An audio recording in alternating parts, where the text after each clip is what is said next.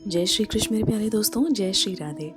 दोस्तों, भोले बाबा और माता पार्वती की प्रेम कथा, इनकी प्रेम कथा ब्रह्मांड की सबसे अनोखी प्रेम कथा है। दोस्तों, माता पार्वती और भोले बाबा की इस प्रेम कथा की शुरुआत होती है माता पार्वती के पूर्व जन्म से। माता पार्वती अपने पूर्व जन्म में माता सती थी और दक्ष प्रजापति की पुत्री थी। दोस्तों, दक्ष प्रजापति ने ब्रह्मा जी के कहने पर माता सती का विवाह तो भगवान शिव से कर दिया, परंतु भगवान शिव को तनिक भी पसंद नहीं करते थे। भगवान शिव को वह अपना शत्रु समझते थे। मौका ढूंढते थे किस प्रकार भगवान शिव का अपमान कर सके। तो दोस्तों, इस जन्म में जब पार्वती माता माता सती थीं, उनसे कुछ ऐसी भूल हो जाती है जिस कारण उन्हें अपना शरीर त्यागना पड़ता है और दोबारा से जन्म लेना पड़ता है।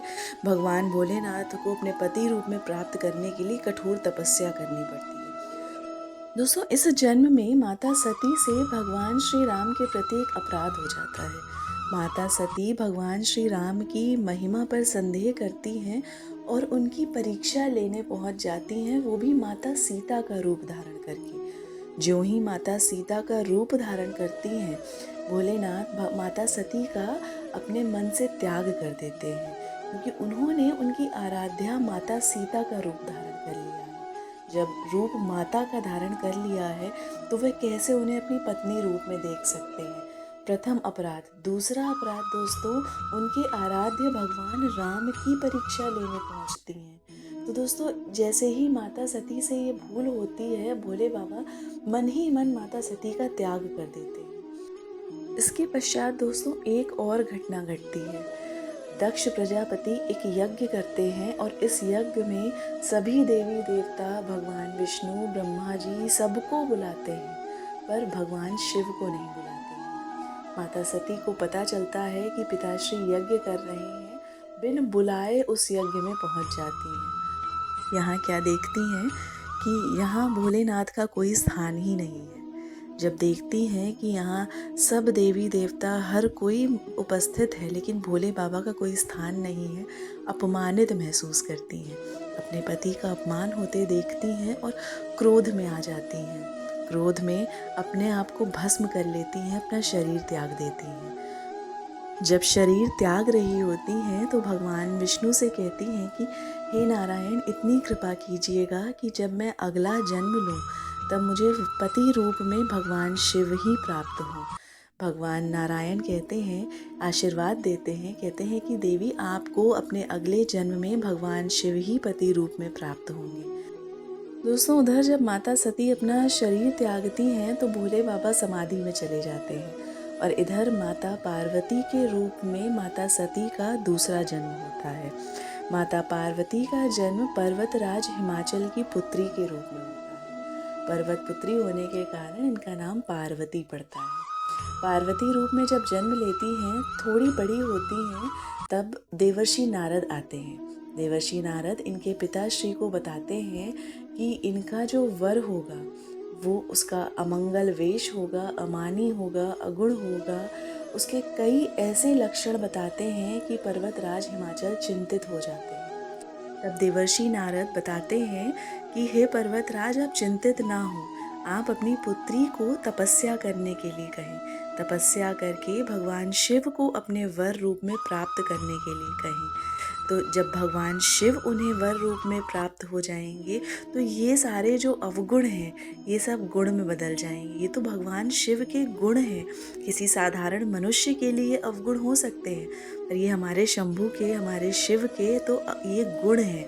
तो पर्वतराज हिमाचल अपनी पुत्री को तपस्या करने भेजते हैं और दोस्तों, माता पार्वती इतनी कठोर तपस्या करती हैं, इतनी कठोर तपस्या करती हैं।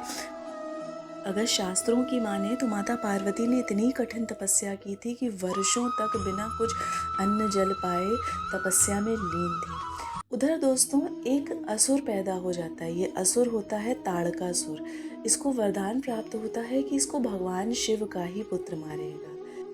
अब दोस्तों, भगवान शिव तो समाधि में थे। जब भगवान शिव समाधि में होंगे तो इनका विवाह कैसे होगा, और विवाह कैसे होगा तो पुत्र कैसे होगा। तो जो देवता होते हैं वो कामदेव को भगवान शिव की समाधि भंग करने भेजते हैं। समाधि तो भंग हो जाती है लेकिन कामदेव भी भस्म हो जाते हैं। लेकिन फिर कामदेव की पत्नी के आग्रह पर भोले बाबा कामदेव को आशीर्वाद देते हैं कि जब द्वापर में नारायण भगवान कृष्ण के रूप में अवतार लेंगे तो आप उनके पुत्र रूप में जन्मेंगे, उनके पुत्र प्रद्युम्न के रूप में आपका जन्म होगा और आप जो हैं अब बिना शरीर, आप पूरे संसार में वास करेंगे लेकिन आप बिना शरीर वास करेंगे।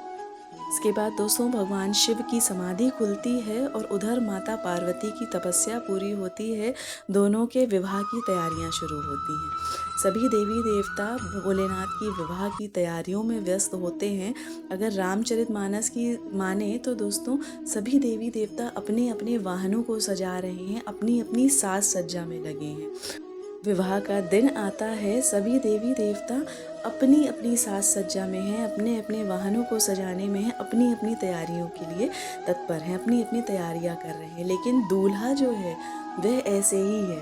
भगवान शिव का विवाह है परंतु भगवान शिव अपने उसी रूप में हैं, जो रूप उनका हमेशा दिखता है भगवान शिव उसी रूप में हैं।